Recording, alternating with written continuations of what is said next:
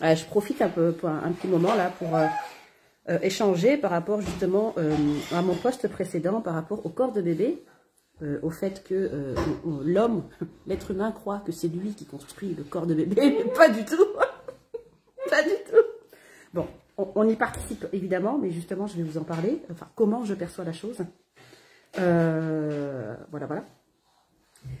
Et du coup, mon point de vue par rapport à ça, c'est que quand il y a procréation, puisque au niveau de l'acte sexuel, le seul objectif de la sexualité, d'avoir un sexe, c'est pas le plaisir, c'est pas d'éprouver du plaisir, c'est pas de rechercher du plaisir, c'est de procréer. C'est là juste pour la procréation. Vous verrez jamais sauf les bonobos évidemment, vous verrez jamais des chiens ou des chats procréer par plaisir, juste par ego. Ils n'ont pas d'ego de toute façon, si de plus en plus, mais un animal, je sais pas, un oiseau, il va pas aller chercher une femelle pour prendre son pied ou pour prendre ses pattes. C'est pas du tout ça. Ça, c'est juste quelque chose qui est purement humain, qui est singère, puisque les bonobos, ce sont des primates, hein, qui est purement primate. Et le bébé, en fait, rien que... Enfin, dites-moi ce que vous en pensez, hein, ça peut être intéressant d'échanger là-dessus. L'acte sexuel, donc quand les gamètes se rencontrent, donc les gamètes, c'est l'ovule et le spermatozoïde en l'occurrence. Je ne vais pas vous faire un cours scientifique, hein. Je ressors mes cours de médecine, mais bon. Donc quand les gamètes se rencontrent, donc là, ça fusionne, etc. Ça commence la duplication, etc., etc., la duplication chromosomique. Et c'est ça, c'est la rencontre des deux gamètes qui vont faire que ça va donner le signal là-haut à l'esprit du futur bébé, qui n'a pas encore de corps, évidemment, qui gravite autour du couple, la plupart du temps, ou de la personne qui est en recherche de devenir parent, puisqu'on peut être parent sans être en couple, hein. Il y a les adoptions, il y a les procréations médicalement assistées, etc. On peut se faire injecter des gamètes, etc. en Espagne ou dans les pays nordiques, etc. Et c'est là où, en fait, ça donne, c'est l'interrupteur, le signal d'alarme qui va aller communiquer au bébé que c'est le moment, à l'esprit, avec un grand E, à l'esprit de bébé, que c'est le moment pour lui qu'il est le bienvenu ou pas. Au niveau de l'humain, il est toujours le bienvenu au niveau du divin, puisque la présence d'un enfant n'est pas le fruit du hasard, ça a été vu et revu dans les contrats, etc. Enfin bon, ça c'est autre chose. Au niveau de l'incarnation, on y croit, on n'y croit pas. Moi, j'y crois moyen. Je reviens souvent à cette notion-là. Il n'y a pas d'incarnation pour moi, puisque tout se joue en même temps, toutes les versions existent en même temps, donc il n'y a pas d'incarnation. C'est juste un concept humain pour nous faire rentrer dans cette boucle de l'incarnation, des vies intergénérationnelles, du karma, qui n'est pas du tout quelque chose de divin, c'est un concept qui est humain. Et Léo, je suis en live. Va voir papa, ça, pour ça, tu peux aller voir papa, il est en bas, sérieux. Si tu veux un verre, tu vas voir papa. Non. Oh, c'est pas possible ça. Tiens, je vais te le donner quand même, mais tiens. Tu descends pas avec le verre, ce verre-là, il reste là. D'accord? Et du coup, bon, j'en parle parce que ça fait partie intégrale de ce que je vous propose. Dans le marketing, dans le bisounours cyber marketing, c'est pas uniquement du business, c'est pas uniquement de l'IA, c'est pas uniquement des tutoriels, c'est aussi la vie, la sphère privée, la parentalité, la conception, plein de choses, tout ce qui me passionne en fait. Et je vais faire intervenir justement des personnes parce que je ne suis pas forcément experte il y a des domaines où je ne suis pas forcément experte. Je compte le devenir, mais voilà, j'ai des lacunes. Je me renseigne au fur et à mesure. Et puis, il y a des choses que je sais pas. J'ai l'impression que je sais. Peut-être que vous, c'est pareil. Il y a des choses que je sais avec un grand S. C'est peut-être pas la vérité, mais c'est, pour moi, ça sonne comme étant proche de la vérité. Et du coup, au niveau de la rencontre des gamètes, quand les gamètes se rencontrent, ça fait pas. Donc ça envoie une onde. Je ne sais pas ce que c'est, mais ça envoie comme une onde à l'esprit de votre futur bébé. et il va venir à l'intérieur pouvoir commencer à manifester son corps. Donc c'est comme ça qu'on gagne notre ticket d'entrée sur la Terre.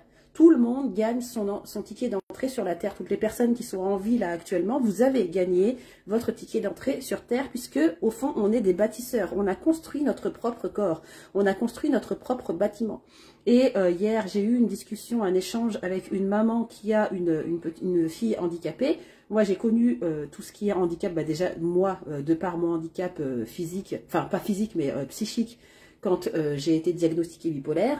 Et j'ai fait partie d'une famille, donc ma famille d'adoption a été famille d'accueil aussi pour un enfant polyhandicapé moteur cérébral aveugle. On s'en est occupé, on a pris de soin de lui et lui il a pris soin de nous aussi parce que j'ai beaucoup évolué, j'ai beaucoup grandi à ses côtés pendant à peu près 5 ans, donc c'était H24 avec les vacances, on partait en Espagne avec lui, il avait sa coquille, il avait son fauteuil, etc. Donc un petit garçon qui était ivoirien et qui était aveugle, il était mais attachant, c'était juste, c'était une pure pépite ce garçon. Et moi je trouve que les personnes qui naissent dans des corps avec un handicap, que ce soit de la cécité, de la surdité ou autre chose physique, etc. Eh bien je trouve qu'elles ont une vision de la vie qui est totalement qui peut paraître utopique pour certains d'entre nous, parce que nous, en tant que personnes normales, on se met la rate au courbouillon pour un ongle cassé, pour un cheveu blanc, etc. Alors que eux, ils ont cette joie de vivre, ils ont cette capacité à prendre du recul, etc. Et un enfant qui se construit un corps avec un handicap, parce que c'est pareil, c'est une notion qui est humaine, le handicap, puisque le divers ne connaît pas le bon, le mauvais, je l'ai mis dans mon post précédent, eh bien c'est un esprit qui est fort. C'est un esprit qui est fort. L'âme, pour moi, c'est ni fort ni pas fort. L'âme, c'est juste une Wi-Fi qui fait le pont entre les multidimensions et qui vient piocher les émotions de chaque version de nous, que ce soit physique ou énergétique. De toute façon, c'est toujours énergétique, éthérique, puisque l'éther, c'est l'espace, c'est la multidimensionnalité. Et l'âme, en fait, elle vient piocher tout ce qui est émotionnel dans les multidimensionnalités et dans l'entourage direct et à l'intérieur de la personne, tout simplement. Donc, non, Elio, je suis occupée là. Je suis occupée tout à l'heure, ça, d'accord? Je vais prendre ma douche, donc je te demande de sortir de la salle de bain. Allez, je te demande de sortir de la salle de bain. Je vais prendre ma douche. Allez, file.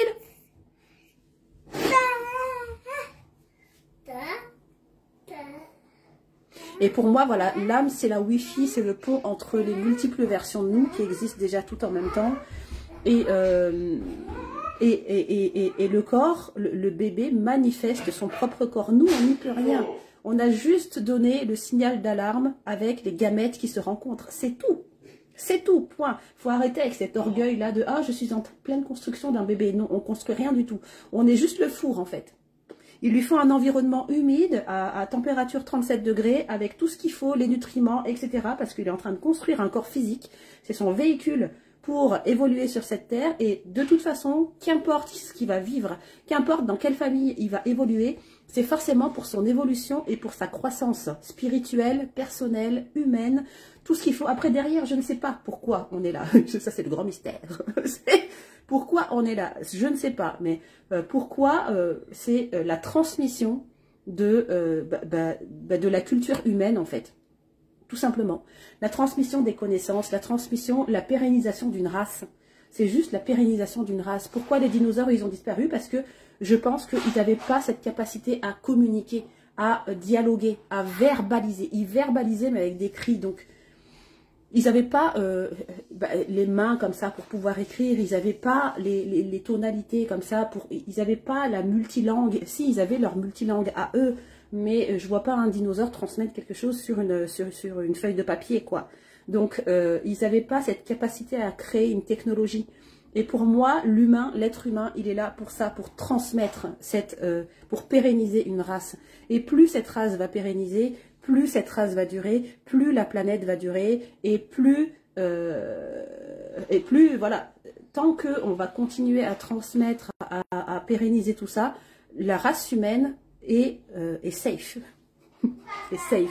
Et nos enfants qui viennent sur cette planète-là, c'est justement pour pérenniser tout ça. Et de plus en plus, il va y avoir des enfants, des génies, des personnes qui sont ouvertes, d'esprit pas ouvertes dans le sens, ouais, je fais des câlins à tout le monde, etc. C'est vraiment des personnes qui sont assises, qui sont conscientes, qui sont ancrées dès le départ, qui ont cette capacité émotionnelle à cerner quelqu'un, qui ont cette capacité aussi qui ont des dons venus de nulle part. Et il va y avoir de plus en plus il y en a déjà, hein, de toute façon, par tous les temps. C'est que pareil, les indigos, les cristals, ça c'est humain. C'est catégoriser des personnes dans des étiquettes. On n'est ni indigo, on n'est ni cristal, on est juste humain en fait. C'est tout.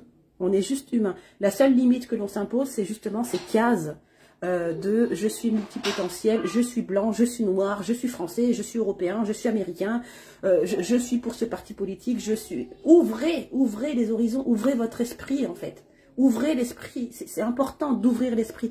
Tant qu'on se ferme l'esprit sur certains trucs, sur certains aspects, sur certaines notions, sur certains principes, c'est pareil, je suis authentique, on ne peut pas être authentique. L'être humain ne peut pas être authentique, l'authenticité ça n'existe pas.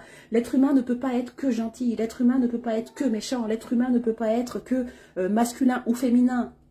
C'est une notion humaine, on est tous féminins et masculins, on est des gastéropodes.